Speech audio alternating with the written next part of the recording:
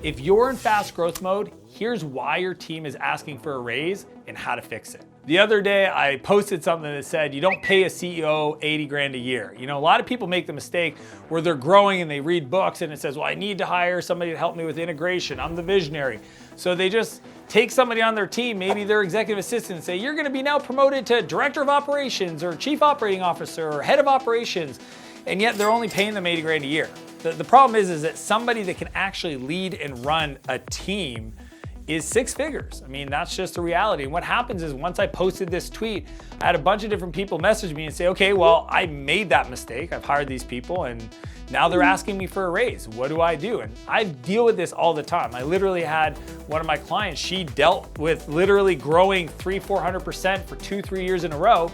And all of a sudden now she's got people that, you know, have inflated titles, because that's the thing that, you know, you use to negotiate when you're putting all your cash back into growth. Then now you need to renegotiate. You need to reset, because there's nothing worse than paying somebody for a title they have that doesn't have the experience to actually perform. And that's what happens. It's not the CEO's fault. They were like, hey, you want more opportunity? You want to grow? I'll give you that opportunity. And they're like, cool, what's my title? Well, what do you want to be? VP of sales? All right, you're the VP of sales. That person doesn't even have a team working under them, right? And then that person one weekend is sitting there going, it's cool to be the VP of sales and I'm doing all this fun stuff and I've just studied how to build a comp structure. And then they Google pay scale for a VP of sales and they're like, whoa, 600 grand, I'm making 120. You're like, that doesn't make sense. And they come back to you and the CEO's stuck. Maybe you can feel this, where you're like, I love the person, I want to pay them more, but they don't have the experience, right? Here's the 3 strategies to essentially identify that you have this problem and how to fix it. The first one is having titles that are inflated. You know, my buddy Jason, he runs this amazing company called 360 Insights. And one day he was coaching my high-level group. I run a very high-level group for people that are multiple 8-figure software CEOs. And he said something magical. He said, look, at the end of the day, you need to hire the right horse for the course, right? When you start off and you need somebody to, you know, help with marketing, it could be pretty entry level, right? But as you grow, I mean, this company, they're doing multiple 9 figures in revenue. Like that level of VP is a somebody that thinks strategically, understands brand and partnerships and just can manage an organization of 100 people under them. So there's different horses for the course. And as he says this, he also seconds that with, and there's also multiple titles on your way to that position. He said the biggest mistake you can give is somebody that has an inflated title. It's like if they start off, you can just say, hey, you're the lead of this thing, you know, and then you're the head of this thing, and then you're the general manager of this thing. And then he's like, even VP, you have junior directors, you know, mid-level directors, senior directors, VP directors, you have, you know, junior vice presidents. You have literally, there's 14 different title options that if you Google, you could use to make sure that you give a title increase, but also make sure it's not too inflated. Now, if you've done this, here's the way we solve it, okay? Because I coach people through this all the time, is you want to identify the roles and responsibility for everybody in the organization, and then map all the different responsibilities that somebody at the highest title inflation would have. So if somebody is a COO and they really should be a director of operations, go figure out, what does a COO do? They're responsible for a lot. OKRs, financial planning and analysis, strategic decisions around people and culture. So you might have somebody who's just like director of operations and they're not even considering these things. So what you do, if you have the roles and responsibility laid out and you have the gap of where the person's operating at in their current role versus what somebody at that role would do, then you create an opportunity to negotiate. You can say, look, like I know you want an increase in salary and I honor that and I appreciate it, but your title is a bit, there's a separation from where you're at today in your title versus the responsibility and outcomes that you should own. See, a lot of those outcomes, you don't own them, I own them. And I would love nothing more than to be able to hire somebody and have them, hey, you take over all these areas of the business, but it also means you're accountable for it. So using that as a way to negotiate the gap in a person's title to their salary, that's how you start the conversation, okay? So it's a roles and responsibility mapping and then a gap definition between where they're at, what their title says, and what that person naturally would do. They might require, you know, a COO, I mean, if they don't have at least 12 people reporting to them, a COO is a big title, like at minimum 12 people. They got 2. See what I'm saying? It's like you're not running a 12-person organization. So again, your title is a little inflated based on the roles and responsibility. Start there and have a negotiation to figure out how to close that gap over a 16-month, maybe a 2-year period so they can feel better about their title versus their pay. Number 2 is a compensation audit and mapping process. See, if you're growing really fast and you're little just doling out titles, what do you want to be? Here you go. What do you want? Okay, you're hiring somebody new and they're kind of junior and you can't afford to pay them, but you're like, hey, how about we give you CRO title? Done. Foosh. Now all of a sudden they're like, I'm the CRO of a 7-person company. Come on. But let's say that happens. And this happened to me. One time we woke up and my head of people said, hey, Dan, we have a disconnect. We have some people that are at this level of compensation and this level of experience, and it was all out of whack. And I was like, cool, been here before, no problem.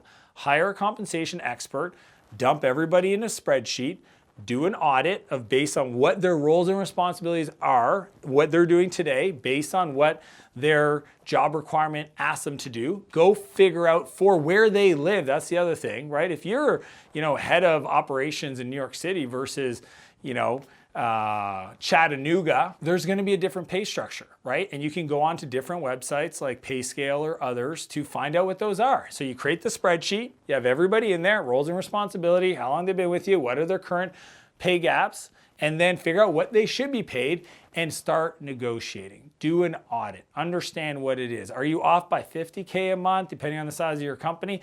You might be able to resolve that right away. Others, you might have to sit down and go man, we're just way out of whack, where we're either paying them too much or paying them too little. But the truth is, if we're gonna pay up, we might wanna go back to market and figure out what could we get for that, right? Because at the end of the day, right horse for the course, the right person for the role. And just because somebody wants to make an increase, that increase might require them to operate at a level that's way beyond their means, and that might require you to go out there to figure out what you can get for that investment. Number 3 is a role mapping reset. So one of my favorite things to do is sit down with my team and talk about people. And one of those areas is essentially evaluating performance over time, figuring out what does the team look like today, where are we going, what's the financial plan and analysis, the projections to get us there, and then map that future state. See, most people don't know who they need on their team because they've not asked themselves, well, at that level of scale, what does that organization look like? Right? So asking the different leaders of the departments to say, okay, well, when we're triple in revenue, what people would you need to generate pipeline and close pipeline and onboard customers and develop the product or whatever it is that you do? And once you have that, then you can actually sit down with the individuals and figure out, is this somebody that we coach up, or do they stay where they're at, or do we coach them out because unfortunately they're not a true believer or they don't have the skills to operate at this new level? And it may not be now. But essentially what I have for all my companies is a people plan. I have a timeline of where I'm at today in the org structure, where I'm gonna be at an increased revenue and complexity level, the new titles that I'm gonna need, and then I create a timeline. And every quarter, we put people on the timeline and we go, okay, in 2 quarters, this person's gonna be evaluated. And then it allows us as leaders to develop what's called a learning and development plan, an L&D plan. Being able to sit down with the person and know, I know you have aspirations to go here. We would love for you to go there. We're going there. But to go there, you're going to have to demonstrate these 3 skills. Okay? And here are the books that we recommend. Here's the training courses you can take. We're going to support you on that. Here's the mentorship we can get you. And build that plan with them so that they have a chance to grow into it. Okay? So even if you have an inflated title today, you can show them where there's a gap in their, not only their pay, their responsibilities, but their day-to-day actions or skill sets, and work with them to build a plan. I think if people know that in the next quarter, if I do X, Y, and Z, that I get a first level increase in my pay scale, and then if in the next quarter, if I demonstrate that and I go to this, this, and this, I get another bump, then they're gonna be willing to work with you over the next 6 months, 9 months, 12 months to build into that role, even if you've already inflated their title. And that's the process.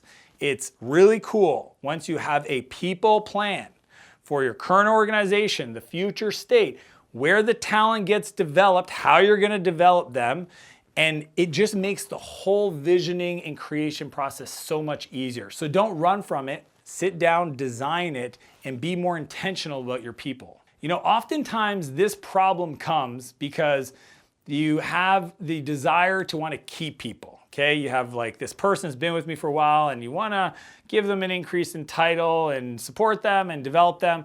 But here's the challenge, okay? Your business is gonna be 100% byproduct of the quality of your people. And if you think that it's cheaper to hire an amateur, you should see what happens when you hire a professional.